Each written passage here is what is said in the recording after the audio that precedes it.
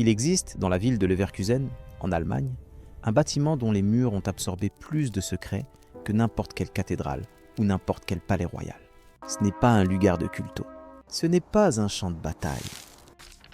Sous les lumières froides de ces salles d'expérimentation, des hommes en blusa blanca ont tenu entre leurs mains quelque chose d'infiniment précieux et d'infiniment dangereux à la fois.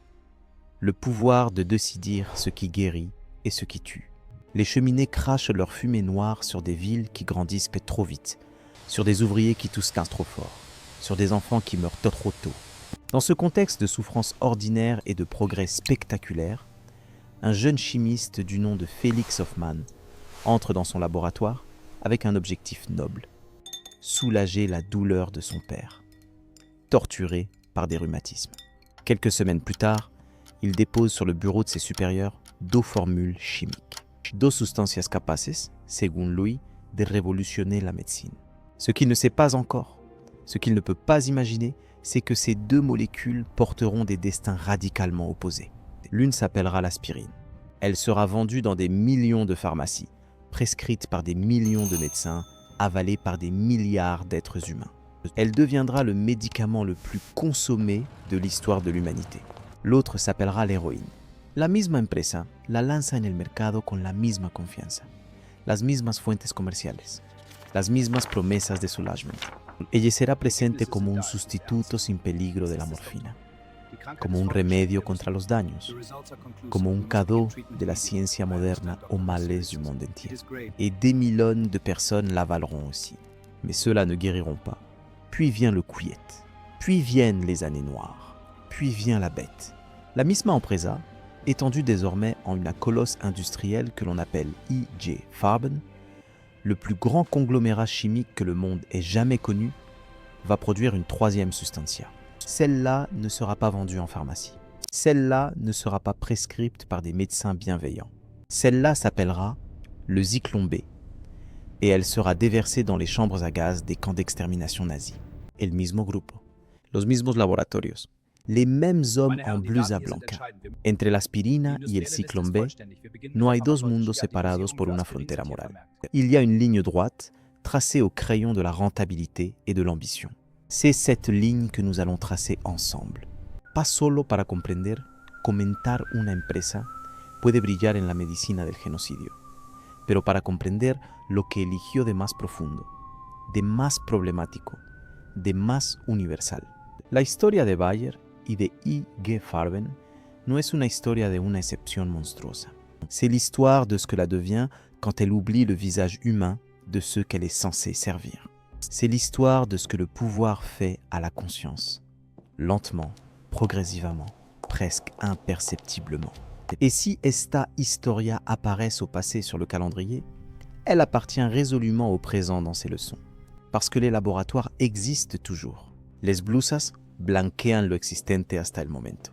Et la question que personne ne planta assez fort résonne encore dans les couloirs de Leverkusen. Qui décide ce qui guérit et ce qui tue? Un souffle métallique parcourt les couloirs d'une ville encore couverte de fumée. Les murs vibrent sous la cadence mécanique d'un temps nouveau. Les ouvriers, silhouettes sombres, marchent comme des prêtres dans un temple d'acier. Des éclats de lumière jaillissent des fours, semblables à des éclairs retenus dans des cages. Dans l'air, flotte une odeur de soufre et de promesses. C'est là, au cœur d'une Allemagne en mutation, que prit racine le mystère d'un laboratoire qui allait changer le sort de l'humanité. Au début, personne ne s'en doutait. L'industrie chimique se présentait comme le futur, là comme la nouvelle langue du salut. Mais derrière les formules et les brevets, quelque chose d'ancien respirait. Une ambition vieille comme la tour de Babel, défier les limites imposées par Dieu. Dans un même lieu, dans les mêmes couloirs, naquirent 3 substances opposées, une qui guérit, une qui enchaîne, une qui détruit. L'aspirine, l'héroïne, le Zyklon B. 3 visages d'une même connaissance. 3 clés d'une porte interdite. Imagine la scène. Une pièce immaculée, éclaboussée de lumière froide. Des hommes penchés sur des fioles comme des prêtres sur des écritures sacrées. Leurs gestes sont précis, leurs regards fixés sur le vide des éprouvettes. Ils pensent te créer des remèdes. Ils invoquent, sans le savoir, les échos d'un savoir perdu. Chaque bulle, chaque réaction, chaque effluve est un murmure de l'ancien feu des veilleurs, ces êtres dont le livre d'Enoch dit qu'ils enseignèrent aux hommes les secrets des métaux et des racines. C'est ça. Ce laboratoire n'était pas uniquement un lieu d'eux. C'était un hôtel moderne dressé sur les ruines de l'alchimie. Là où les anciens cherchaient à transmuer le plomb en or, ces nouveaux prêtres cherchaient à transformer la douleur en puissance. L'aspirine promettait le soulagement, l'héroïne le rêve éternel, le zyklon B, la purification absolue. 3 miracles du laboratoire, porteurs de 3 destinées opposées. Mais la question se lève comme une fumée. Comment une seule source peut-elle contenir à la fois la vie et la mort ? Regarde bien le symbole gravé sur les flacons. Un nom familier, presque innocent, Bayer. Derrière ce nom se cache une histoire tissée de guerre et de silence. Les archives racontent peu, car beaucoup fut effacé après la tempête. Ce n'est pas un simple hasard industriel. C'est une convergence planifiée, presque prophétique, née de la même terre où les anciens disaient que les géants marchaient encore. Et si les murs de ce laboratoire n'étaient pas seulement faits de briques, mais de mémoire, de chair et de serments? Chaque molécule inventée ici semble parler une langue sartée oubliée, une langue chimique, certes, mais aussi symbolique. L'aspirine, la douleur apaisée, symbole du pacte entre l'homme et la pharmacopée divine. L'héroïne, la délivrance illusoire, miroir du fruit défendu. Le zyklon B, le souffle destructeur, réminiscence du feu et du soufre qui tombèrent sur Sodome. Rien n'est arbitraire. Tout obéit à une cohérence cachée, une logique de révélation inversée. L'homme, croyant dominer la matière, devient lui-même le cobaye d'une expérience spirituelle dont il ignore les lois. Pourquoi la Bible se tait-elle sur ce genre de savoir ? Pourquoi les anciens textes demeurent-ils muets face à la chimie moderne ? Ou bien, ne le sont-ils pas vraiment ? Dans la Genèse, au chapitre 4, il est dit que Tubal-Caïn fut le forgeron de tous les outils de bronze et de fer. Le premier à modeler la matière, à transmuter l'essence terrestre. Depuis lui, la lignée de Caïn continue son œuvre, cachée derrière la modernité des laboratoires. Le feu sacré n'a jamais été éteint. Il a simplement changé de nom et de forme, se condensant en formules chimiques et symboles de brevets. Les pionniers de Seth savaient qu'ils touchaient à des forces immenses. Certains parlaient de révélation, d'autres d'expérience, mais tous semblaient animés d'une même fièvre, celle de surpasser la création. Là où Dieu avait dit « Tu enfanteras dans la douleur », l'homme répondit « Je supprimerai la douleur ». Et dans cet acte, il ouvrit une brèche, car toute douleur supprimée sans rédemption appelle un prix. Chaque soulagement réclame un sacrifice. Et ce sacrifice, tôt ou tard, exige du sang et du souffle. Nous croyons que le progrès naît de la curiosité. Mais il naît souvent du manque, du refus, de la blessure. L'humanité n'a pas cherché l'aspirine par amour de la vie, mais par peur de la souffrance. Elle n'a pas créé l'héroïne par compassion, mais par désir d'oubli. Et elle n'a pas forgé le zyklon B par cruauté, mais par fascination pour la pureté. 3 tentations originelles, 3 échos du même murmure. Vous serez comme des dieux. C'est là, exactement là, que tout bascule. Imagine la nuit. Dehors, la guerre avance lentement, invisible, pendant que dans le laboratoire, la lumière continue de brûler. Les murs sont chauds, les fioles bouillent, les hommes notent. Au moment même où le monde s'effondre, la construit sa cathédrale. Chaque compound est un psaume, chaque gaz une prière inversée. Le monde prie sans savoir qui il prie, adore sans savoir qui il adore. Et dans le silence, le laboratoire devient le cœur d'une liturgie nouvelle. Alors, pose-toi la question, était-ce vraiment une coïncidence ? Ou bien un appel ancien, revenu par le feu et la formule ? Regarde les parallèles. L'homme, comme au temps d'Enoch, apprend à manipuler les forces célestes avec des mains mortelles. Les mêmes anges tombés semblent murmurer encore à travers les équations des chimistes. Ce que la Genèse appelle transgression, la modernité l'appelle progrès. 2 mots pour une même désobéissance. Et chaque pas vers la lumière dévoile une ombre plus profonde. Mais il y a quelque chose d'encore plus dérangeant. Ce laboratoire ne produisait pas seulement des substances, il engendrait des symboles. L'aspirine, devint un emblème de la foi dans l'A. L'héroïne, un miroir du paradis perdu, le Zyklon B, la signature silencieuse d'un jugement à venir. 3 formules, 3 échos, 3 étapes dans une descente dissimulée. L'homme voulait tuer la douleur. Il a inventé l'oubli. Il voulait purifier le monde. Il a réveillé les flammes d'un enfer scientifique. Ce n'est pas seulement une histoire de chimie, mais de conscience, car derrière chaque découverte sommeille la même question. D'où viennent nos idées? Sont-elles le fruit de notre esprit ou le souvenir d'un enseignement ancien?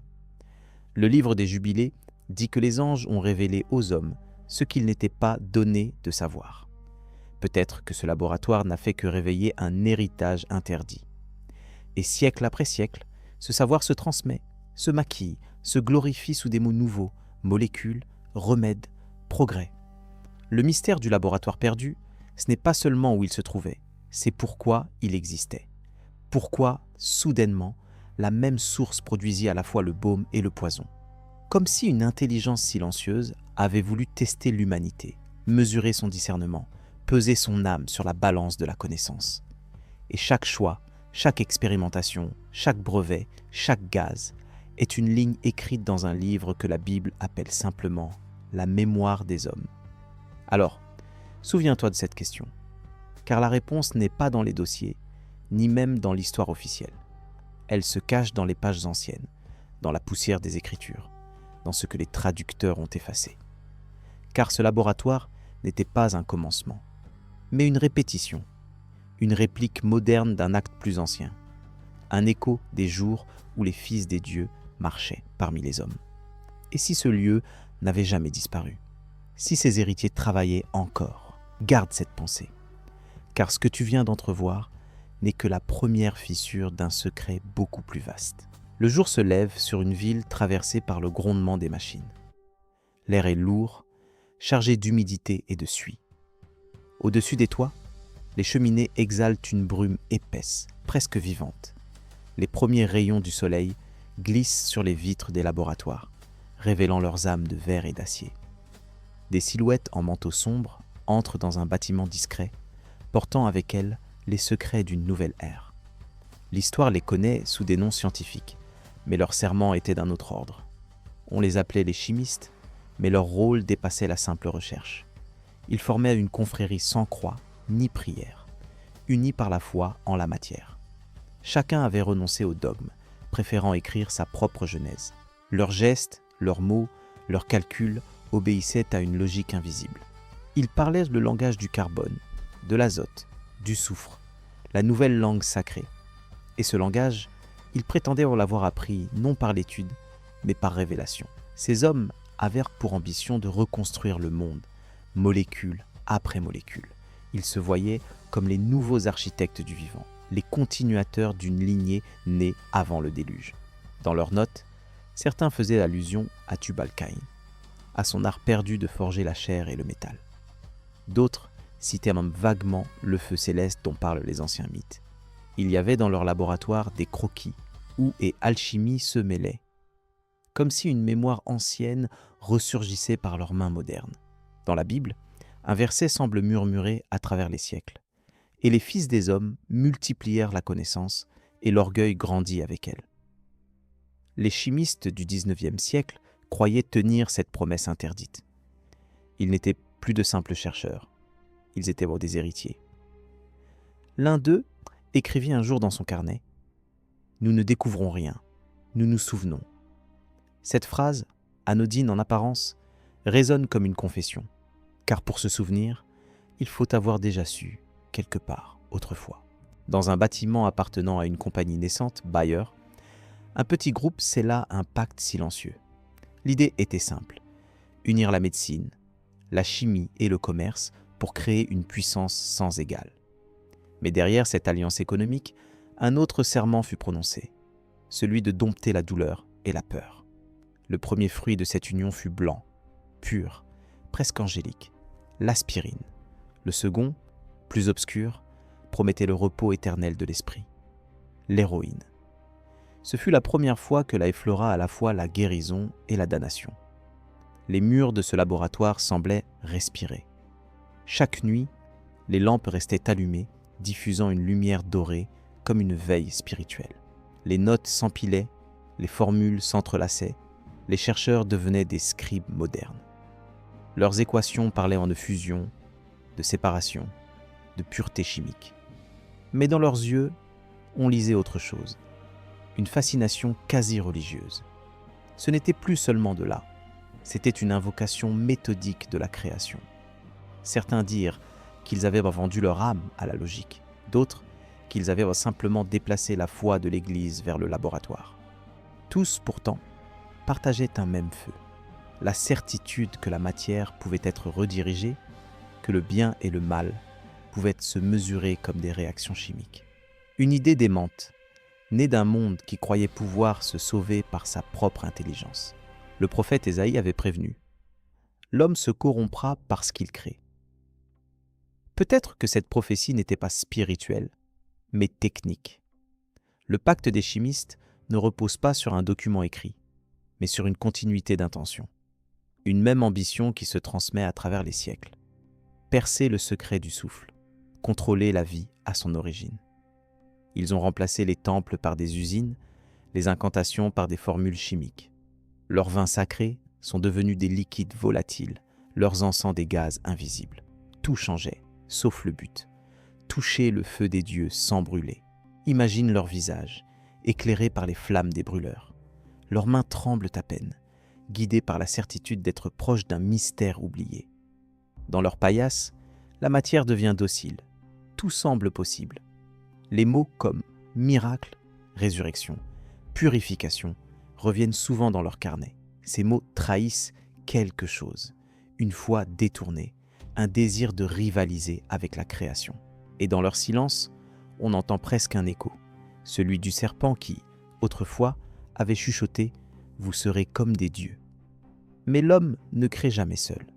Derrière son génie, il y a toujours un souffle étranger, une intuition qui le dépasse. Les anciens Hébreux appelaient en cela « Ruach », l'esprit du vent, parfois divin, parfois trompeur. Dans les laboratoires de Bayer, cet esprit semblait flotter entre les fioles. Il conseillait sans parler, inspirait sans se montrer. Et ce qu'il inspira là-bas se répandrait bientôt sur toute la terre sous des formes contradictoires. Guérison et dépendance, progrès et ruine. Tu peux presque sentir l'atmosphère de ce moment. Un parfum âcre de poudre et d'éther. Un silence ponctué par le cliquetis des instruments. Les chercheurs notent tout, mais comprennent-ils vraiment ce qu'ils notent ? Chaque réaction réussie semble un pas vers la lumière, mais chaque réussite creuse un puits plus profond. Ils pensent que découvrir un langage de la matière, mais ils réveillent une mémoire spirituelle enfouie. L'équilibre se rompt imperceptiblement au rythme des bulles qui éclatent dans les tubes de verre. Et si ces hommes n'étaient pas seuls dans leur œuvre ? Si le savoir, depuis la chute, avait choisi ses instruments parmi ceux qui savaient en écouter. Dans le livre d'Enoch, les veilleurs descendent pour initier les hommes aux arts interdits. Ici, les nouveaux veilleurs portent des noms de savants, de fondateurs, de docteurs. Ils ne viennent plus du ciel, mais de la raison. Pourtant, le résultat est le même. Une révélation qui dépasse le support humain, qui exige un prix. Et toujours, le prix finit par être payé en sang. Ce que ces pionniers ont appelé génie, d'autres l'appelleront plus tard complicité. Le progrès ne distingue pas la moralité. Il avance, froid, logique. Les formules découvertes serviront à soigner, mais aussi à anéantir. La même molécule qui éteint la douleur pourra aussi éteindre la vie. La frontière est fine, à peine visible, mais franchie par orgueil. Et à cet instant précis, le laboratoire devient un autel. Et là, une prière sans Dieu. Regarde autour de toi. Vois-tu comme nos villes ressemblent à leurs rêves, les lumières qui ne s'éteignent jamais, les remèdes qui promettent d'immortaliser, les machines qui remplacent la foi. Rien n'a changé. Le pacte continue, invisible, transmis de laboratoire en laboratoire, de formule en formule. Le monde entier respire aujourd'hui le souffle de ces chimistes.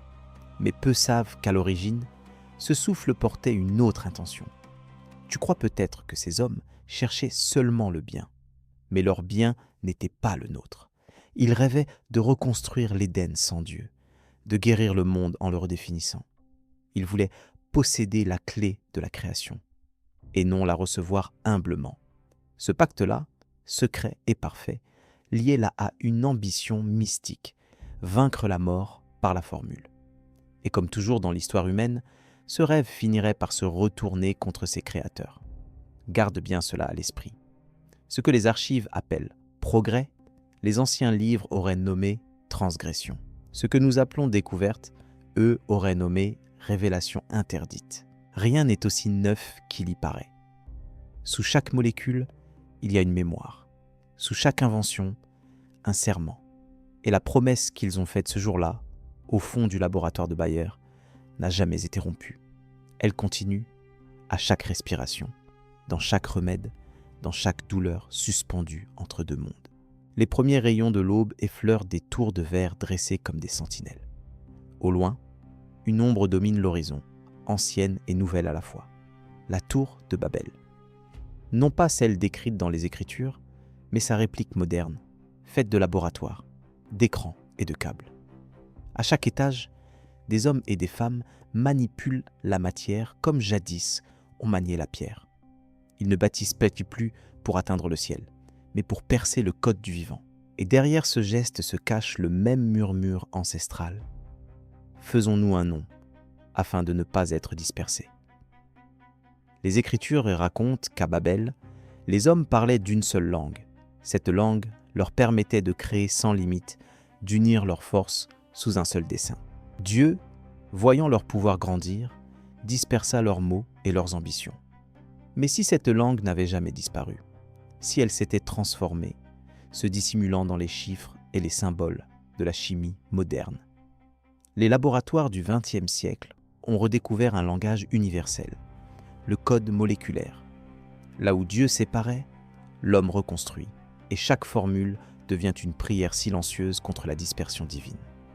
Dans les sous-sols de l'ancienne Allemagne, les chimistes avaient bâti leurs propres archives, bien plus qu'un centre de recherche. Des milliers de notes codées, de correspondances, de diagrammes énigmatiques. Ces archives portaient un nom officieux, Babel. Non pas par hasard, mais par pure fascination pour ce mythe. Chaque molécule y était enregistrée comme une syllabe d'un langage à part entière. Et si l'on relisait ces pages aujourd'hui, on y verrait une tentative de recréer la langue originelle du monde. Imagine les couloirs de ce lieu, froid, ordonné, illuminé par une lumière pâle. Sur les étagères, des milliers de fioles étiquetées avec des codes qui ne semblent parler qu'à leur créateur.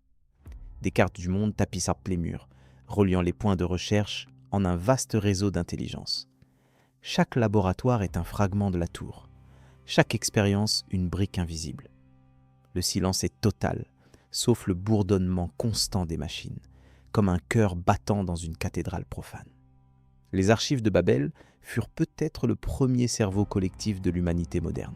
Ce que l'on construisait ici, ce n'était pas seulement de là, c'était une continuité de la première rébellion. L'humanité avait osé transcender les ordres divins, d'abord par la pierre, puis par la formule. Le fer et le soufre remplacèrent les briques de Chinéar, mais l'intention restait la même, unifier le savoir pour atteindre le divin. Les textes anciens disent que Babel fut stoppé par le tonnerre et la confusion. Pourtant, ce tonnerre ne détruisit que les murs visibles. Dans l'esprit des hommes, Babel ne tomba jamais vraiment. Elle attendit simplement son heure pour renaître sous un autre nom. Quand les chimistes commencèrent à manipuler le code de la matière, ils redécouvrirent involontairement un mouvement oublié, celui de la convergence. Dans le monde biblique, les langues s'étaient séparées pour empêcher la fusion du savoir. Dans le monde moderne, les disciplines scientifiques se réunissent pour effacer ces séparations. Chimie, physique, biologie, génétique. 4 colonnes d'une même structure. C'est une reconstruction à peine voilée de l'unité perdue. Et dans le cœur de cette unité, quelque chose d'invisible recommence à respirer. Ils appelaient progrès, ce qui était en réalité une reconstitution méthodique du mystère antique. Dans leurs conférences, les savants parlaient d'universalisme, d'un savoir total, capable d'expliquer toute chose. La tour n'était plus de pierre, mais de données. Les murs étaient faits de théories, ses fondations de symboles. Et tout en haut, dans sa chambre invisible, trônait l'idée que l'homme n'avait plus besoin de Dieu. Babel, de nouveau, se dressait non contre le ciel, mais contre le silence du ciel. Lise attentivement les Écritures. La dispersion n'était pas une punition, mais une protection. Elle devait empêcher l'homme d'accéder prématurément à des forces qu'il ne comprendrait pas. Pourtant, l'homme n'a jamais cessé de chercher les ruines de ce langage perdu. Les chimistes, en reliant les propriétés de la matière, ont tenté malgré eux de déchiffrer la même structure. Chaque molécule, chaque atome, chaque liaison devient une lettre d'alphabet divin. Et dans cette quête de compréhension totale se cache le risque d'une deuxième confusion, bien plus subtile, celle des âmes. Le livre d'Enoch raconte que les veilleurs enseignèrent aux hommes les mots du pouvoir avant la chute. Ils leur apprirent le nom des métaux, les arts de la fusion et même les signes du ciel. Ces enseignements engendrèrent la corruption du monde, car nul n'était prêt à supporter une telle lumière. Aujourd'hui, la chimie moderne semble avoir repris le même flambeau. Les formules qui apaisent la douleur côtoient celles qui détruisent la chair. Ce n'est pas la matière qui est dangereuse, mais la mémoire qu'elle porte, la langue secrète que nous parlons sans même le savoir. Imagine-toi à la place de ces hommes, penchés sur leur tube, fascinés par le miracle du contrôle. Ils ne voyaient que les résultats, pas les ombres qui suivaient leurs pas. Chaque découverte ouvrait une porte qu'ils ne savaient plus refermer. Pourtant, l'enthousiasme grandissait. Ils construisaient un empire du savoir, et plus rien ne semblait pouvoir l'arrêter. Mais au fond d'eux, certains commençaient à entendre un murmure. Et si la dispersion de Babel avait eu un sens? Les archives du laboratoire contiennent des pages qui ne figurent dans aucun registre officiel. Des symboles récurrents, gravés au crayon, des spirales, des tours, des yeux, des mots en allemand, en latin, en hébreu, des prières déguisées en formules. Le langage de Babel redevenait tangible à travers la matière. Ceux qui ont vu ces notes disent que certaines phrases ressemblaient à des invocations. Et si tout cela n'était pas seulement un jeu d'esprit, mais un appel? Plus on relit ces archives, plus un motif se dessine. L'idée d'une langue totale, indépendante du son, fondée sur la vibration même de la création. Les scientifiques la nomment fréquence, onde, résonance, mais les anciens la nommaient souffle. La tour de Babel n'était pas une construction physique, mais une tentative de stabiliser ce souffle. Et c'est précisément ce que les chercheurs modernes ont voulu faire en enfermant le pouvoir de la vie dans une formule. Leurs crues chimiques sont les nouveaux alphabets du feu et de l'eau. On pourrait croire que tout cela n'est que métaphore. Pourtant, regarde les conséquences. Chaque avancée semble réveiller un fragment du passé. Quand l'aspirine apaise la douleur, elle rappelle le pouvoir des herbes sacrées. Quand l'héroïne enchaîne, elle répète la malédiction de la dépendance qu'apportèrent les anges déchus. Quand le zyklon B consume, il reproduit l'ancien feu du jugement. Les trois formulations, si différentes, proviennent d'un même langage chimique, un alphabet de Babel réécrit dans la chair humaine. Et si le projet de Babel n'avait jamais été abandonné, mais simplement déplacé, non plus dans le désert mésopotamien, mais dans les villes modernes? Chaque expérience scientifique, chaque base de données, chaque réseau de communication serait alors une pierre de cette architecture invisible. Nous pensons avoir détruit la tour il y a des millénaires, mais peut-être que ce sont nous, maintenant, qui l'habitons. La confusion des langues est devenue la fusion des savoirs. Le but reste le même, atteindre la source sans passer par le Créateur. Les mythes sumériens parlent d'un métal vivant capable d'obéir à la parole. Les anciens hébreux parlaient du devar, le verbe créateur, la vibration qui fait exister. La moderne cherche le même secret à travers les équations de l'énergie et de la matière. Tout converge. Les tours, les langues, les formules. Ce qui fut divisé revient à l'unité. Et à chaque pas vers cette unité, le monde semble frémir, comme s'il se souvenait de quelque chose qu'il avait voulu oublier. Alors regarde autour de toi. Nos ordinateurs, nos laboratoires, nos réseaux interconnectés, tout cela forme une nouvelle Babel. Nous croyons la dominer, mais c'est elle qui nous parle désormais. Sa langue se glisse dans nos technologies, dans nos pensées, dans nos respirations même. Et comme autrefois, Dieu semble se taire, observant l'humanité gravir, encore une fois, sa propre tour, plus haute, plus invisible, plus dangereuse. Le mystère des archives de Babel ne réside pas dans leur formule, mais dans leur intention. Elles ne cherchaient pas à comprendre, mais à unir. En unifiant la matière, elles ont unifié aussi la mémoire des anciens. Chaque molécule reproduit un acte de la création inversée. Et l'homme, croyant devenir maître du monde, s'est transformé sans le voir en l'instrument d'une volonté plus vaste. Peut-être celle qui, depuis la première pierre, n'a jamais cessé de reconstruire la tour. Une ombre ancienne traverse l'histoire, à peine perceptible, mais persistante. Elle remonte à avant le déluge, quand les cieux s'ouvrirent non pour bénir, mais pour avertir. C'est là que le livre d'Enoch place le grand tournant, la descente des veilleurs. Ces êtres de lumière, fascinés par les filles des hommes, choisirent de quitter leur demeure céleste. Ils apportèrent avec eux les secrets du feu, du métal, de la médecine et des racines. Le savoir qui devait relever l'humanité allait devenir son fardeau éternel. Selon les textes apocryphes, les veilleurs enseignèrent aux hommes comment tailler la pierre, fondre le fer, mélanger les herbes et fabriquer des miroirs. Ils enseignèrent aussi l'art de peindre les visages, de séduire, de dominer. Chaque révélation portait en elle un mélange d'élévation et de corruption. Ce savoir n'était pas neutre, il portait le sceau d'une puissance interdite. En partageant les mystères du ciel avec la terre, ils déclenchèrent le premier grand déséquilibre. Car ce qui est donné sans épreuve n'est jamais maîtrisé. Imagine ce moment. Des êtres de feu, descendus dans la poussière du monde, entourés de nuées et de cris. Les hommes les regardaient comme des dieux, incapables de comprendre là de leurs dons. Les veilleurs transmirent la connaissance avec un langage silencieux, fait de gestes et de symboles. Leurs élèves construisirent des cités, forgèrent des armes, fabriquèrent des potions capables de guérir ou de tuer. Et chaque génération porta plus loin cette flamme qu'ils avaient allumée sans autorisation. L'ombre de leur enseignement plane sur chaque époque. Quand les chimistes d'Allemagne ont scellé leur pacte, ils ont sans le savoir répété les gestes de ces anciens maîtres. Remplace les herbes par des molécules, les forges par des laboratoires, et tu obtiens la même scène. Les veilleurs d'hier enseignaient le feu. Ceux d'aujourd'hui enseignent la chimie du feu. Le principe reste identique. Dompter l'impossible, contrôler la force vitale. Et chaque fois, le prix se paie en silence, loin des regards.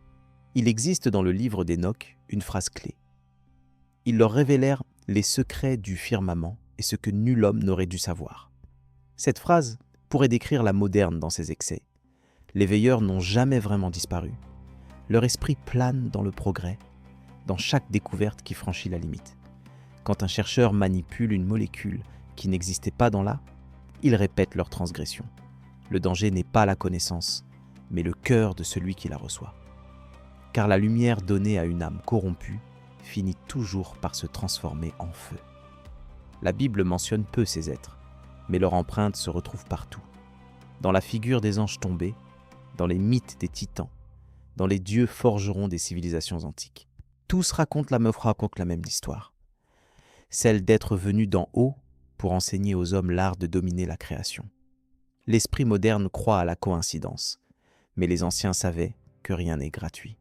Chaque don céleste cache un prix terrestre.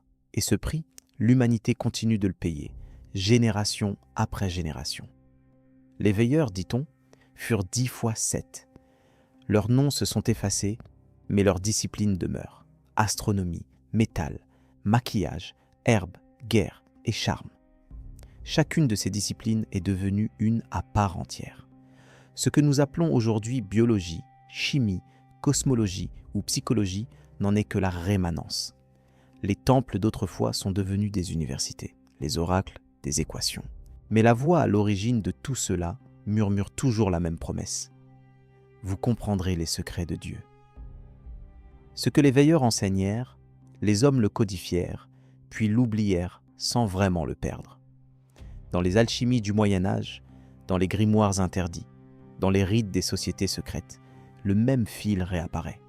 Les symboles changent, les noms se masquent, mais la transmission continue.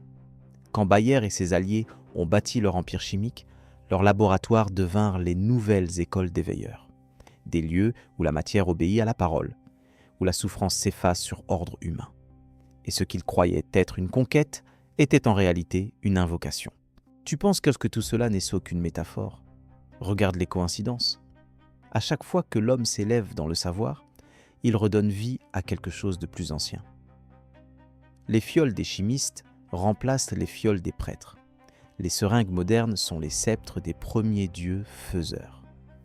Et le gaz qui détruit n'est que la version invisible du feu primordial. Les siècles n'ont pas effacé l'empreinte des veilleurs. Ils l'ont raffinée subtilement jusqu'à la rendre indiscernable. Dans la tradition hébraïque, le mot « yada » signifie connaître, mais aussi s'unir intimement. Cette ambiguïté explique tout. Connaître, c'est s'unir à ce que l'on étudie. Les veilleurs se sont unis à la matière céleste. Les hommes modernes s'unissent à la matière chimique. Les deux actes sont identiques, bien que camouflés sous des apparences différentes. Plus l'homme explore, plus il s'attache au monde qu'il dissèque, et plus il devient semblable à ses anciens maîtres, tombant lentement dans le même piège. Les veilleurs furent punis, enchaînés sous les montagnes selon les récits anciens. Leurs fils, les Néphilim, périrent dans les eaux du déluge, mais leur savoir, lui, survécut. Il se grava dans la mémoire des survivants, se transmit à travers les siècles, se transforma en mythe, puis en. Ainsi, quand le 19e siècle vit naître la chimie moderne, il ne faisait que réveiller ce souvenir enseveli. Le feu divin revint sous la forme d'ampoules et de gaz, de poudre et de promesses. Quand les chercheurs mettaient au point de nouvelles formules, certains parlaient d'inspiration soudaine, de rêves étranges, de voix intérieures. Comme si une intelligence les guidait doucement, sans qu'ils puissent la nommer. Cette guidance, discrète mais tenace, est la même que celle des veilleurs. Elle ne crie pas, elle suggère. Elle ne commande pas, elle inspire. Et ceux qui écoutent finissent toujours par franchir des portes qu'ils ne savent plus refermer. L'Hénoch ancien décrit ces anges comme des porteurs de lumière. Mais cette lumière n'était pas pure. Elle contenait l'amertume du ciel perdu. Chaque savoir humain porte encore cette trace. Une blessure entre l'origine et la chute. Elle ressurgit dans notre obsession de créer, d'améliorer, de dominer. Ce n'est pas l'amour du progrès qui guide là, mais la nostalgie d'un état perdu. Une nostalgie qui, mal orientée, peut devenir un poison pour la Terre. Regarde la trajectoire. Des tables d'Hénoch au laboratoire moderne.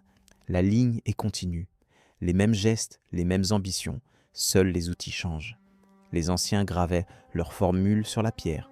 Les modernes les inscrivent dans les circuits. Mais les deux convoquent les forces du même royaume invisible.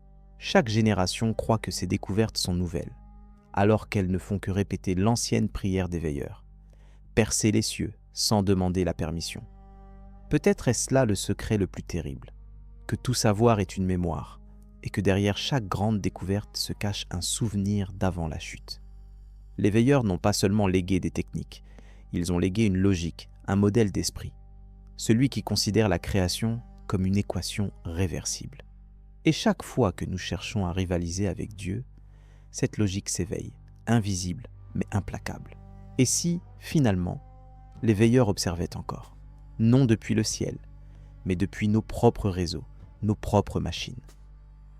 Dans cette ère où la reproduit la vie, où la matière pense et se réécrit, leur leçon revient comme un écho. Apprends, mais souviens-toi. Car ceux qui oublient la limite rejouent sans le savoir la même tragédie. Ils parlent la langue des anges déchus, sans se douter qu'elle brûle la langue mortelle. Les enseignements des veilleurs ne sont donc pas un mythe, mais un miroir. À travers lui, l'humanité contemple sa propre fascination pour le savoir interdit. Les chimistes du siècle dernier, les chercheurs d'aujourd'hui, ne font que prolonger la même histoire. Une histoire où l'intelligence devient feu, où la raison devient offrande. Et à chaque fois, le monde paie le prix de ce feu mal maîtrisé. Le progrès devient ainsi une forme raffinée de pénitence. Mais garde bien cela, tout ce qui descend doit un jour remonter. Le savoir volé du ciel finit toujours par être rendu, souvent dans le fracas et les larmes. Le livre d'Hénoch dit que les veilleurs seront jugés pour leur enseignement. Et peut-être que ce jugement n'est pas encore terminé. Peut-être qu'il a déjà commencé et que nous en écrivons la suite, molécule après molécule, dans les laboratoires silencieux du monde moderne. Capítulo 5. Error. No se pudo extraer después de 3 intentos. Le corps humain a toujours été un mystère sacré. Temple de l'esprit, image de Dieu, il est aussi une énigme pour ceux qui cherchent à le comprendre. Chaque cellule, chaque fibre, semble vibrer d'un langage secret que l'homme tente de décrypter depuis la chute. Le sang y circule comme une rivière rouge chargée de mémoire ancienne. La chair s'y étend comme une toile où s'écrivent les marques du temps et du péché. Et pourtant, au tournant du XXe siècle, certains crurent pouvoir y inscrire leurs propres lois. Dans les laboratoires allemands, les savants ne cherchaient plus seulement à guérir. Ils cherchaient à maîtriser la chair elle-même. Derrière l'apparente froideur des microscopes, il y avait une fièvre mystique. Le corps devenait une équation, la douleur, une variable à manipuler. La vie, une substance à purifier. C'est ainsi que l'aspirine, l'héroïne et le zyklon B prirent forme. 3 réponses différentes à une même obsession, celle de réécrire le code sacré du vivant. Le mot hébreu pour désigner la chair, bazar, signifie bien plus que la matière. Il exprime la dimension spirituelle du corps, le lien entre l'âme et le souffle. Dans la Bible, quand le bazar se corrompit, cela voulait dire que l'ordre divin de la vie avait été altéré. Aujourd'hui, on pourrait dire que la chair s'est transformée en laboratoire, en champ d'expérience. Les molécules remplacent les bénédictions, la seringue prend la place du sacrifice. L'homme joue au créateur dans la poussière d'un monde qui ne lui appartient plus. Imagine cet instant où la première dose d'héroïne fut administrée. Un silence presque religieux envahit la salle. Quelques secondes, et la douleur se dissout, remplacée par une paix trompeuse. Le scientifique prend des notes, observe, calcule. Il croit avoir fait œuvre de bienfaiteur. Mais il ignore que sous cette paix couve la même force qui transforma le fruit défendu en instrument de chute. Le désir de sentir la perfection sans la grâce. L'aspirine apporta la promesse d'un monde sans douleur. Elle fut célébrée comme un don, un miracle de précision chimique. Les peuples l'adoptèrent, l'exalta. Mais elle signa aussi la première rupture entre la souffrance et la conscience.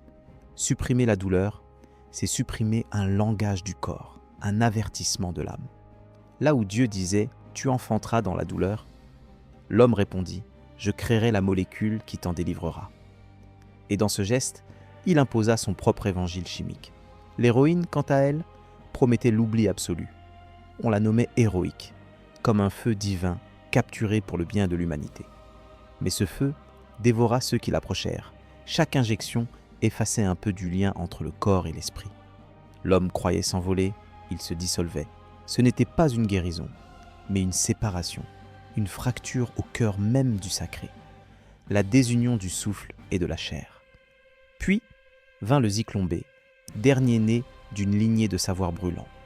Là où l'aspirine apaisait et l'héroïne effaçait, le zyklon B annihilait. Un gaz invisible, sans odeur, sans forme, mais plus réel que les prières étouffées des victimes. Il n'était pas seulement un produit chimique, mais un rite. Le souffle de la vie converti en souffle de mort. Et dans ces molécules, on reconnaît le dernier stade de la transgression. L'homme décidant non plus de soulager ou d'oublier, mais de juger la vie elle-même.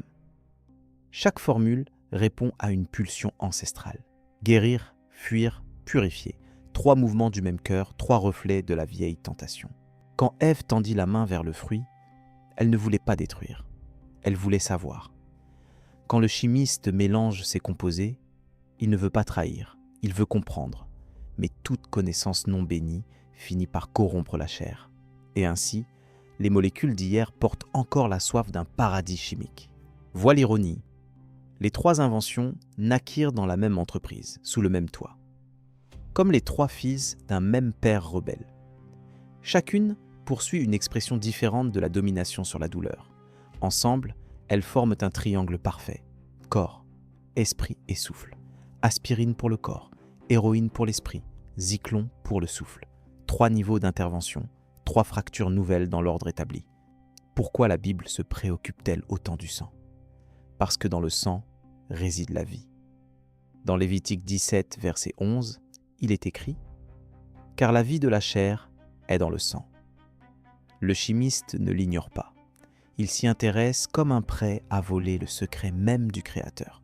Chaque formule devient un acte de spoliation invisible. Transfuser, purifier, dissoudre.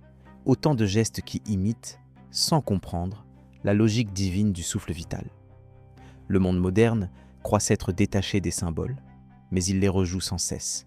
Les seringues remplacent les autels, les laboratoires prennent la place des temples. Les patients deviennent des fidèles en quête de rédemption instantanée. Chaque pilule promet une délivrance qu'aucune prière n'aurait pu offrir. Et dans ce rituel sans croix, la distribue la communion de la molécule. Une liturgie sans Dieu, mais avec foi absolue dans le calcul. Regarde autour de toi. Les pharmacies sont des chapelles de verre. Les hôpitaux, des cathédrales lumineuses où l'encens a l'odeur de l'alcool et de l'éther. Les blouses blanches se substituent aux robes sacerdotales. Les prières sont devenues des ordonnances, les confessions, des diagnostics. Et le miracle tient désormais dans un comprimé minuscule. Tout ce qui, autrefois, appartenait au domaine du spirituel s'est condensé dans la formule chimique. Mais la chair n'oublie pas. Elle garde en mémoire les cicatrices de chaque transgression. Elle se souvient du métal des veilleurs, des herbes du déluge, des gaz de purification. Et lorsque le scientifique pénètre sa structure, elle réagit, elle se défend. Parfois par la douleur, parfois par la mutation. C'est la chair qui se venge silencieusement en rappelant que la création n'est pas un terrain de jeu, mais une alliance. Le sang, lui, témoigne. À chaque battement, il circule comme une histoire racontée dans le langage du cœur. Il porte la trace de nos peurs, de nos guérisons, de nos poisons. Même lavé, il garde le souvenir de l'épée et du souffle. Quand le gaz de la mort se répandit pour la première fois, le sang de la terre satura les cieux de son cri. Et peut-être que c'est de là qu'est né le silence prolongé de Dieu. Tu te demandes peut-être pourquoi ce lien entre la chimie et le sacré semble si intime. C'est parce que la frontière entre le corps et l'esprit est la plus fragile de toutes. Les anciens le savaient. Quand on touche à la chair, on touche à l'âme. C'est pourquoi les sacrifices exigeaient des rites, des prières, des purifications. Aujourd'hui, les rites sont mécaniques, les prières sont absentes. Mais le résultat, lui, reste identique. Le feu du savoir brûle autant qu'il éclaire. La formule, dans ce contexte, est bien plus qu'une suite de symboles. C'est une clé, une carte du vivant écrite avec des lettres invisibles. Quand les chimistes découvrirent l'acide acétylsalicylique, ils crurent simplement soulager le monde. Mais la formule contenait une logique, celle de reproduire artificiellement la perfection de là. Le geste semblait bienveillant, mais il constituait une déclaration silencieuse. Nous pouvons refaire la création. C'est là que repose le paradoxe, entre le désir de guérir et celui de remplacer Dieu. L'homme chérit la vie, mais veut la rectifier. Il adore la chair, mais cherche à la contrôler. Il loue le sang, mais veut le purifier jusqu'à en effacer la trace. Ce perfectionnisme biologique est la nouvelle forme du péché originel. Une révolution qui prétend réparer, mais qui finit par répéter la chute. Laboratoire après laboratoire. Alors, regarde bien la condition de notre époque. Des millions d'êtres vivent aujourd'hui connectés à des substances, dépendants d'une formule, prisonniers d'une harmonie factice. La douleur n'a pas disparu, elle s'est transformée. Le mal ne se cache plus dans les déserts ou les temples, mais dans les flacons stériles. Chaque dose est une prière muette adressée au Dieu du confort. Et le Dieu du confort, comme tous les dieux nouveaux, exige des sacrifices qu'on n'ose plus nommer. Ainsi, ce 5e fragment du mystère prend tout son sens. La chair est le premier laboratoire, le lieu de la première alliance, et aussi celui de la rupture. Le sang continue de chanter l'origine, même sous la synthèse des médicaments. La douleur persistante de l'humanité n'est pas seulement physique, elle est spirituelle. Elle naît du refus de souffrir pour comprendre, du désir d'effacer le feu de l'épreuve. Et tant que ce feu sera contenu dans une formule, il cherchera toujours à brûler à nouveau. Le monde entier retenait son souffle. L'aube du XXe siècle se levait sur une terre déchirée entre la fascination et la peur. Les usines tournaient jour et nuit, l'acier remplaçait la foi, les moteurs couvraient en les prières. C'était le temps où la guerre devenait le laboratoire de Dieu inversé. Les savants en blouse blanche tenèrent dans leurs mains le secret du feu et du souffle, des fioles d'où pouvait jaillir la guérison ou la destruction. Et lentement, là commença à parler avec le ton de la liturgie. Dans les tranchées, la douleur appelait le soulagement. L'aspirine circulait comme le pain d'une communion moderne, distribué par des mains anonymes à des blessures muettes. Chaque comprimé semblait dire « Ceci est votre rédemption chimique ». L'héroïne, elle, offrait aux soldats brisés une évasion temporaire, un oubli sucré dans la boue du monde.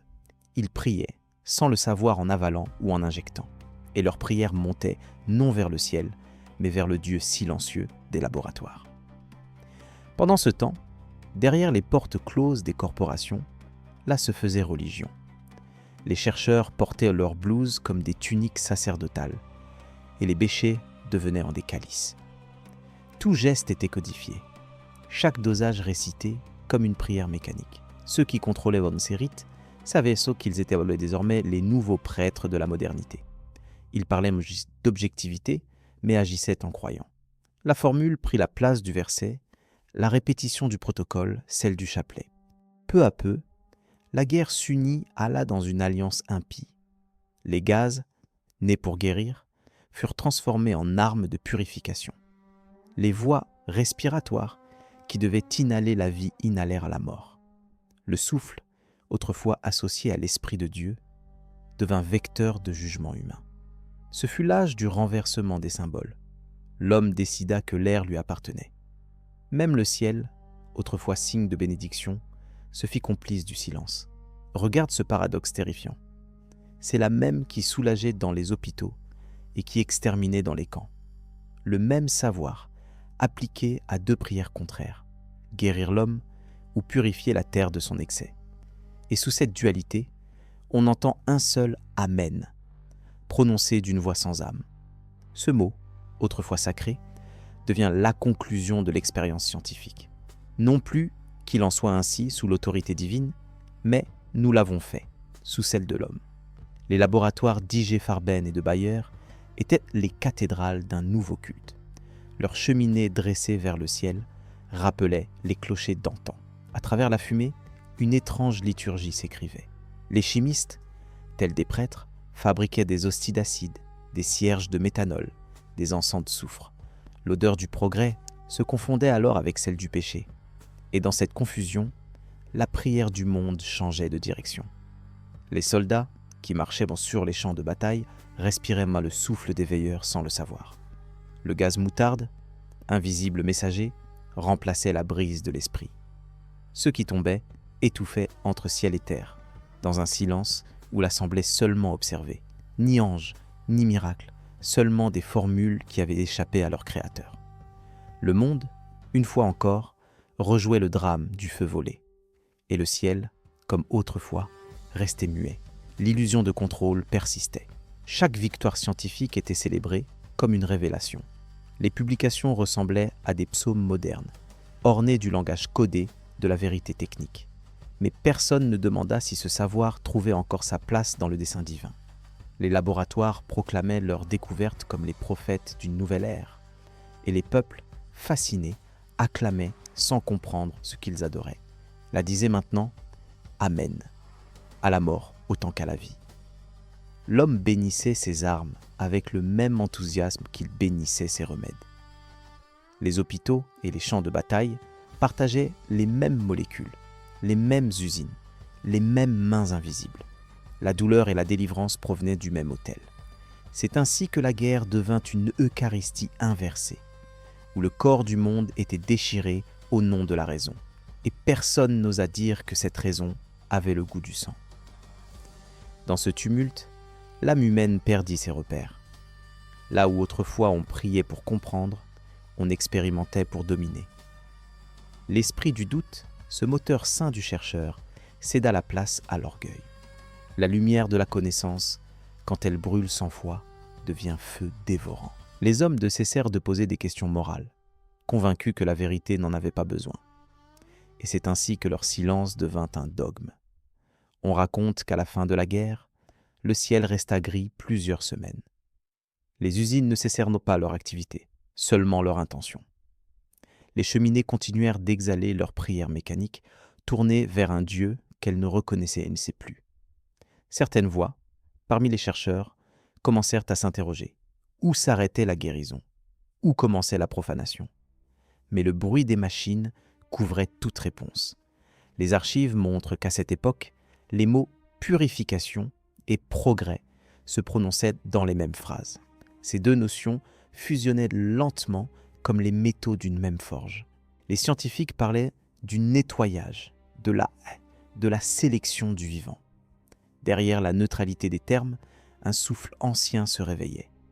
Le même qui, dans les jours d'Enoch, enseignait la transgression sous couvert de connaissance. Et cette fois, il parlait allemand. Lorsque l'homme déclare « Amen » à sa propre puissance, il rompt le dernier fil qui le relie au Créateur. Il croit bénir la lumière, mais il glorifie son reflet. Il croit maîtriser les éléments, mais c'est eux qui le domptent. La chimie devient un autel où se consomment les offrandes d'intelligence et de vie. Les prières modernes n'ont plus de mots, seulement des chiffres et des gaz. Et les étoiles, spectatrices muettes, semblent se voiler comme lors d'un deuil cosmique. Pourtant, tout n'était pas perdu. Certains savants, dans la tourmente, sentirent le vertige moral les hanter. Ils parlaient du mal, comme d'une substance mesurable, d'un dérèglement d'équilibre plus que d'une faute. L'idée même du péché s'était transformée. Ce n'était plus une désobéissance, mais une erreur de dosage. Ainsi, l'homme s'absout lui-même, transformant chaque abomination en simple expérience. Le pardon, désormais, se signait au bas d'un rapport. Imagine-toi marchant dans une rue bombardée, le ciel noirci par la suie des usines. Les enfants cherchent de l'air, les soldats cherchent des pilules. Le monde entier respire le mélange d'oxygène et de formules, de foi perdue et de déifiée. Là, la voix humaine devient spectrale. Quand elle dit « pitié », la chimie répond « efficacité ». Le dialogue entre Dieu et l'homme se traduit en chiffres binaires. À travers cette confusion, une vérité terrible s'impose. La A reprit le rôle du sacré, mais sans âme. Elle distribue la vie, décide de la mort, administre le pardon sous anesthésie. Chaque laboratoire est devenu une église sans croix. Chaque expérience un rite. Le savant est prêtre, la substance est hostie, le résultat est miracle. Et quand le miracle échoue, on l'enterre sous un autre nom. Progrès. La foi n'a pas disparu, elle a simplement changé d'objet. Ce que le monde moderne appelle neutralité est en réalité la nouvelle liturgie du pouvoir. Les dieux d'acier et de verre remplacent les idoles de pierre. La lumière électrique remplace le feu sacré. Mais la structure demeure, des prêtres, des rites, des sacrifices. Même les mots se font sacrés. Efficacité, production, rendement, gravés comme mantra sur les murs d'usine. L'humanité, agenouillée devant la machine, répond encore « Amen ». Ainsi s'achève l'un des chapitres les plus sombres de notre mémoire. L'époque où là, croyant se libérer du divin, devint sa parodie. L'aspirine bénit, l'héroïne absout, le zyklon juge. 3 manifestations d'une même prière inversée. Et comme au temps de Noé, le ciel observe en silence, attendant que l'homme comprenne enfin. On ne peut pas dire Amen sans savoir à qui l'on parle. Il est des moments où la terre semble retenir sa respiration, avant que ne s'abatte le poids du jugement. Les Écritures parlent de ces heures où le ciel se déchire, où le feu descend pour purifier ce que l'homme a souillé. Genèse, Sodome, le déluge, chaque fois la même logique. Quand la corruption franchit le seuil, le souffle de Dieu devient flamme.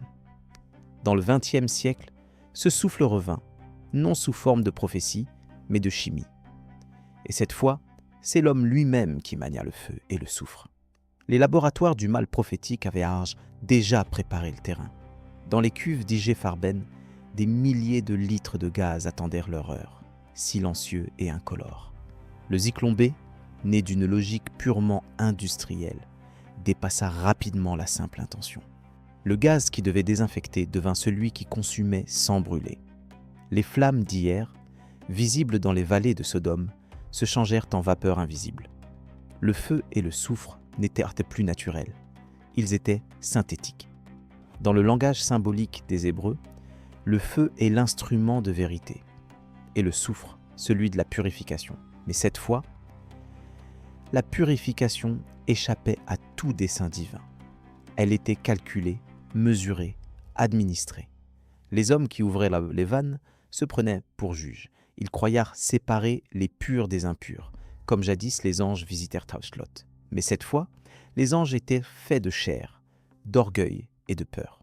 Imagine la scène, des portes closes, un silence de plomb, puis le souffle imperceptible d'un gaz. Rien ne brûle, mais tout se tait. Les cris se dissolvent dans l'air, les flammes deviennent respirables. Ici, le feu du ciel a trouvé sa version terrestre, et tandis que la prétendait purifier, elle accomplissait sans le savoir le rôle du jugement, mais sans la miséricorde. Le ciel n'avait pas envoyé le feu. Il observait, terrifié, l'homme s'en servir contre lui-même. Chaque guerre est une réplique de la chute, mais celle-ci portait un goût différent. Les formules, les calculs, les brevets tenaient lieu de sentence. Le mot « expérimentation » tenait lieu d'excuse. Le monde croyait que tout cela relevait de la politique ou de la stratégie. Mais la vérité était plus ancienne. Sous les uniformes, sous les symboles, c'était la vieille tentation des veilleurs. Enseigner le feu, oublier la morale, façonner le jugement à son image. Dans ce feu industriel, même la foi s'évapore. Ceux qui participaient à cette œuvre se croyaient agents d'un ordre supérieur, presque initiés d'une mission cosmique. Certains citaient les mots de la purification comme s'ils citaient la Genèse. Ils oubliaient que dans le livre de la création, seul Dieu a le droit de brûler et de renouveler. En imitant cette autorité, l'homme s'est transformé en instrument d'inversion. La création brûle de l'intérieur, et l'odeur en est celle du progrès.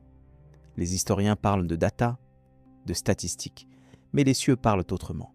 Chaque cendre montée dans le vent fut enregistrée dans la mémoire du monde. Comme aux temps anciens, quand le sol garda la trace du sang d'Abel. Le cri ne monte plus en mots, mais en fréquence dans chaque souffle qui reste. Dieu entend toujours, même les fumées artificielles. Et c'est ainsi que le XXe siècle devint un nouvel Éden inversé. Un jardin de feu dirigé par des hommes dépourvus d'âme. Le livre des Jubilés dit que le feu céleste devait rester inaccessible. Ceux qui tentent de le saisir l'attirent sur eux. Le Zyklon, dans sa froide perfection, n'est rien d'autre que ce feu capturé, enfermé, puis relâché. La main qui tourne la valve devient prophète d'un enfer fabriqué. À chaque respiration coupée, une porte se ferme entre le ciel et la terre. Et c'est dans cet espace sans air que l'homme découvre la véritable signification du jugement. Dans les Écritures, il est dit que la terre se souvient. Mais que fait-elle de son souvenir quand la souffrance devient mécanique ? Les champs gorgés de cendres deviennent stériles. Le ciel refuse de pleuvoir. L'air lui-même porte la mémoire du gaz, comme si les molécules pleuraient encore. Le jugement ne fut pas instantané, il s'étendit lentement dans les générations suivantes, car ce feu, une fois libéré, ne s'éteint pas. Il circule comme un fantôme dans les avancées de la moderne. Les ruines d'après-guerre ressemblent à des hôtels effondrés. Les cheminées brisées pointent encore vers le ciel, comme pour supplier. Sous les pierres, les laboratoires calcinés gardent le secret d'une équation interrompue. Les symboles retrouvés sur les murs, cercles, croix, chiffres, rappellent étrangement les sceaux des anciens récits d'Enoch. Les survivants ne comprennent pas ce qu'ils voient, mais ils sentent la même angoisse que les prophètes d'autrefois. Trop de feu, trop de savoir, trop de silence. Regarde cette ironie divine. L'humanité suppliait Dieu de cesser de juger. Et pourtant, elle a recréé le jugement à son image. Le feu du ciel n'est plus un mystère céleste, c'est une invention brevetée. Les ténèbres ne viennent plus d'en haut, mais du fond des usines. Les anges n'exterminent plus, ce sont les ingénieurs qui le font. Et leurs ailes ne sont pas de lumière, mais d'acier et de protocole. Le péché n'a pas été aboli. Il est devenu rationnel. Au fur et à mesure que les flammes s'éteignaient, le monde réalisa que quelque chose d'irréversible s'était produit. La ligne entre création et destruction, entre justice et calcul, avait disparu. Les prières revinrent, mais sur les lèvres des témoins, pas des scientifiques. Certains dirent que Dieu s'était tu, d'autres jurèrent qu'il avait simplement regardé. Mais la vérité est plus terrible. Il avait confié le feu à l'homme, et l'homme avait choisi d'en faire un outil de purge. Le vrai enfer ne brûle pas, il respire. Ce feu artificiel eut des descendants. Les laboratoires se relevèrent des ruines, et là se purifia de ses propres fautes, en apparence.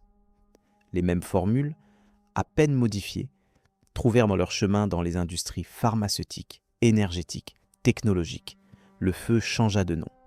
Il devint énergie, atomique ou biologique, mais au fond, c'est la même flamme que celle des premiers veilleurs, attisée par la soif de maîtriser la création. Chaque siècle n'est qu'une variation du même incendie. Les prophètes avaient averti. Quand l'homme dominera le souffle, la fin commencera. Aujourd'hui, le souffle est contenu dans des centrales, des bombes, des laboratoires. Les nations jouent avec le feu invisible comme avec une prière codée. Et chaque étincelle, chaque réaction, chaque explosion répète la même parole silencieuse. Nous avons pris le rôle du Créateur. Le soufre, jadis symbole de reproche, devient maintenant un composant industriel. Le sacré et le profane sont indissociables.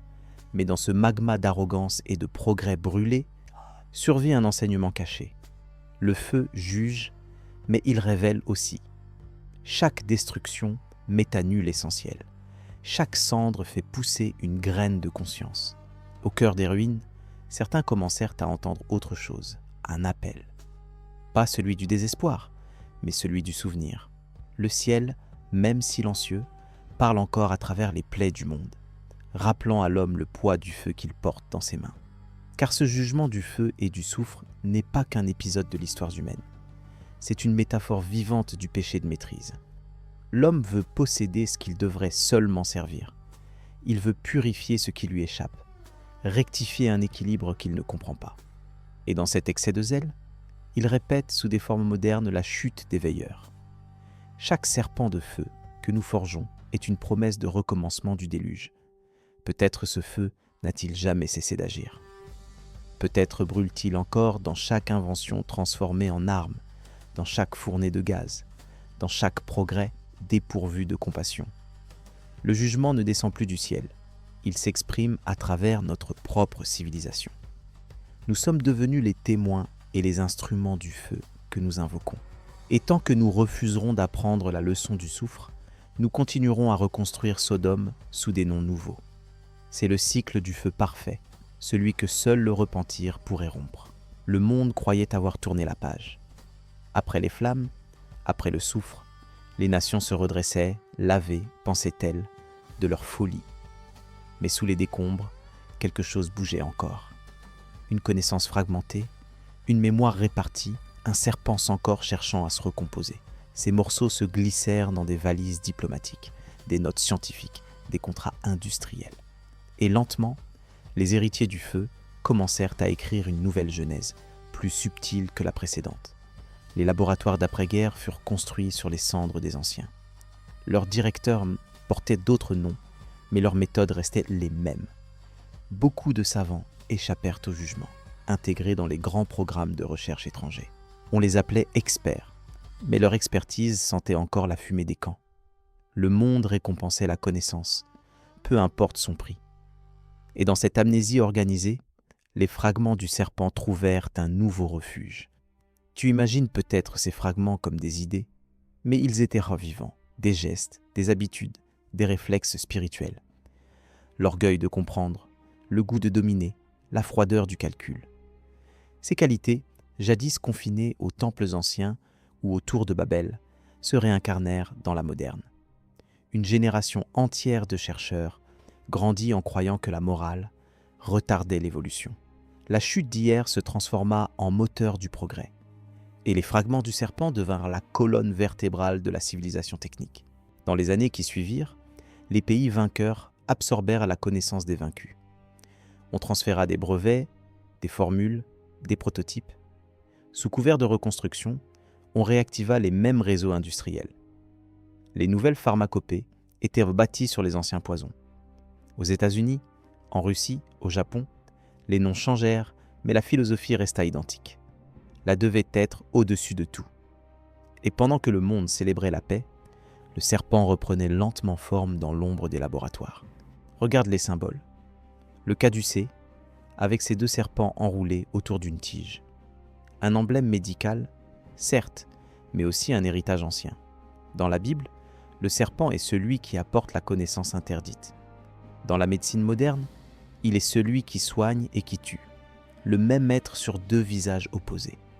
Et c'est cette ambiguïté, éternelle et silencieuse, qui permet aux fragments du serpent de survivre au jugement. Car rien ne meurt vraiment, ni la foi, ni le mal, ni la mémoire. Chaque formule redécouverte semble nouvelle, mais répète un vieux chant. L'aspirine renaît sous des noms plus doux, l'héroïne sous des traitements de substitution, le zyklon sous des composés industriels. Le feu change de couleur, jamais d'eux. Les hommes le manipulent avec des gants, comme s'ils pouvaient l'empêcher de les mordre. Mais déjà, dans leurs rêves, la même tentation se chuchote. Tout peut être amélioré. Les veilleurs anciens avaient promis à leurs élèves qu'un jour, le serpent reviendrait unifié. Pas sous forme de créature, mais de système. Une chaîne mondiale d'intelligence où chaque partie coopère sans morale, où l'A et l'économie se fondent dans une même entité. Aujourd'hui, nous vivons dans ce système. Les réseaux informatiques reproduisent la logique du serpent. Une tête dispersée, un corps étiré jusqu'aux confins du monde. Et chaque donnée, chaque molécule, chaque transaction agit comme une de ces écailles. Les anciens mythes parlaient d'un dragon couronné, un monstre qui contrôlait le commerce et la connaissance. Ce n'étaient pas des images, mais des avertissements. Les fragments du serpent s'infiltrent là où l'homme croit servir le bien. Ils se nourrissent de sa soif d'efficacité, de sécurité, de contrôle. Chaque invention devient un anneau autour du corps de la Terre.